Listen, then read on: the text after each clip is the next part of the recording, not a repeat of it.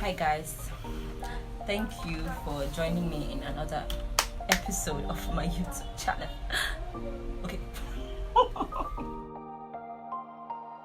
Hi guys, thank you for joining me in another episode of my YouTube channel. If you're a new subscriber, thank you, and if you are a returning subscriber, you guys are the best.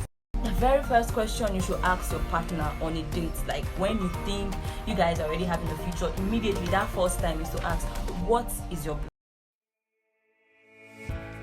It's about looking for shawarma, looking for pizza. Sorry. So it's about asking all those basic questions the moment you know that you're already on a date. Ask those basic questions. So now, AA should get married to A. So AA, yeah, someone like me, you can get married to anybody, like basically anyone. You can get married to SS, you can get married to AS, yeah. If you are AS, don't feel too bad, but I think you should know that you are only allowed to get married to an AA. Yes, you have to go back to choose an AA. Why am I saying this? Is because when you look at the compatibility, in fact, you should thank God you're getting married to an AA. Because if you're an AS and you're getting married to a fellow AS, there's actually going to be a problem. Because yes, you have a possibility of getting AA, you also have a possibility of getting AS, but you have another possibility of getting SS, and you're not too sure. I was in a discussion sometime, and then everyone was saying, if it's the Lord's will, if it's Lord's doing, we can get married like that. There are some certain people that they've seen, and then I had to shut them off. Like I had to talk at that. I was like, how would you say something like this? Like they were saying, because the group is a church group, yeah, and they were like, they've seen people that entered with faith, and then I'm like, okay, entered with faith, but there are some time that's known as courtship, like that period in time that you guys have to get to know each other, right? So that period, you people start as friends, except you don't start as friends when you're starting a relationship.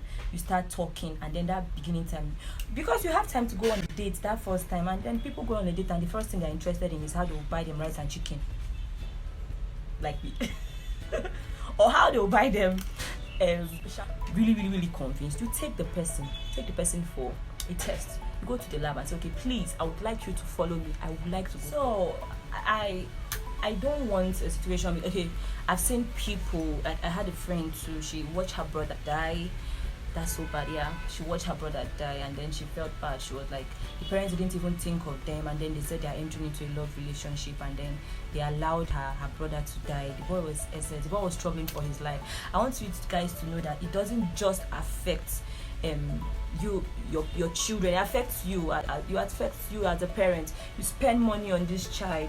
You have to take this child for the child has to be on drugs, and sometimes you might strive with the child to, like, when the child is 20, 21, at the end some of them even die. Some of them live, yeah, they live longer, but at a point you would think they have passed the survivor stage, and then they still die. It's so painful. So if there's any way you could avoid things like that, please, let's avoid it. So sometimes they have seizure, and they have so many crises. It's so painful.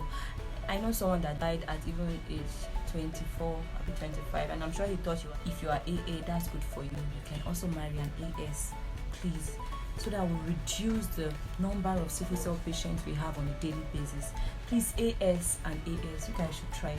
It's not really advisable marrying each other, because you might be thinking you have AA first. What if you end up having SS first? So please, I beg us to take this one. Thank you for joining me in another section of my YouTube channel. I love you guys.